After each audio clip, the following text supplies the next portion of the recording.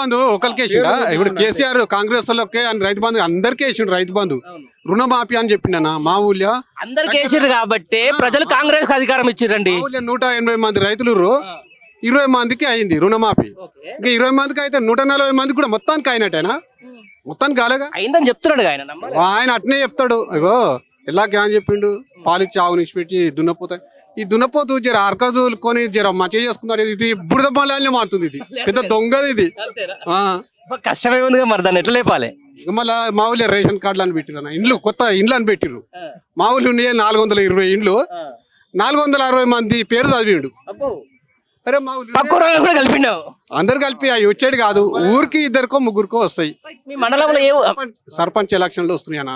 వీళ్ళందరికి ఏంటంటే ఆశ పెట్టి చూపించిండు ఇట్లా లీస్ట్ లా 460 మంది పేరు వచ్చాయిగా, మాకు వస్తుంది. అవి ఎవరికి రావు, సర్పంచ్ ఎలక్షన్ దాకా రావు. రేపు సర్పంచ్ ఎలక్షన్ లో వీళ్ళందరూ పేరు చూపి మీరు ఓటు వేయకపోతే మీకు ఇళ్ళ స్థలం రాదండి. అప్పుడు ఏం చేస్తారు అంటారు? ఇప్పుడు ఏం చెప్తాడు అంటే సర్పంచ్ ఎలక్షన్లలో మీ పేరు వచ్చిందిగా మీకు ఇల్లు వస్తుంది, మీకు ఇల్లు వస్తుంది అందరికి అట్టే చెప్తాడు. ఎవ్వరికి ఇల్లు ఇయ్యాడు. ఇక సర్పంచ్ ఎలక్షన్లు అయిపోయినాక మళ్ళీ గిదే ఇక ఈ దున్నపోతే ఎప్పుడైనా గింతే ఇక దాని మళ్ళీసారికి వస్తుంది. కానీ ఇంకా ఉందిగా టైము. దున్నపోతున్నా అంగట్లో అమ్మక రావాలి కదా అని. ప్రజలు చాలా తెలియకలరు, అందులో తెలంగాణ ప్రజలు. సరే నమ్మినావు, సరే ఏమని చేసిండు, ఉచిత బస్సు అన్నాడు, అది అన్నాడు, ఇది అన్నాడు. ఆ ఉచిత బస్సు ఏముందనా? పోతే ఒక మామూలు రైతులు ఏం వాడుకుంటారా? ఉచిత బస్సు ఏముంది, ఎప్పుడో ఒకసారి ఊరికి పోతారు. ఒక రైతుకు ఒక నెల మీద 100 రూపాయలు సేఫ్టీ అవుతుంది అంతే. ఇప్పుడు కరెంటు బిల్లు కరెంటు బిల్లు మాపన్నాడు, అదెంత 100 రూపాయలే. గ్యాస్ అన్నాడు, మీ రైతులు 5 నెలలకు ఒకటి వాడుకుంటాం, అది ఒక నెలకు 100 అంటే 5 నెలలకు 500 అది.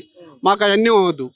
ఇండ్లు ఇందిరమ్మ ఇండ్లు ఇచ్చిండు అనుకో, మేమే మళ్ళీసారి ఆయన్ని దేవుడు అని మొక్కుతాం. అది 4 లక్షలు ఇల్లు ఇవ్వమను నాకు అన్ని ఎందుకే, ఫ్రీ బస్సు అన్ని ఎందుకు? నెలకు 100 రూపాయలు మేము బస్సులో పోలేమా? ఇప్పుడు 5 నెలలకు గ్యాస్ అయిపోద్ది, 500గా నెలకు 100 రూపాయలు గై కట్టుకోలేమా? ఇందిరామ ఇల్లు ఇవ్వమను. మా ఊళ్ళో 460 వచ్చినాయిగా, 60 ఇవ్వమను. మా ఊళ్ళో ఆయన జెండా పెడతాం.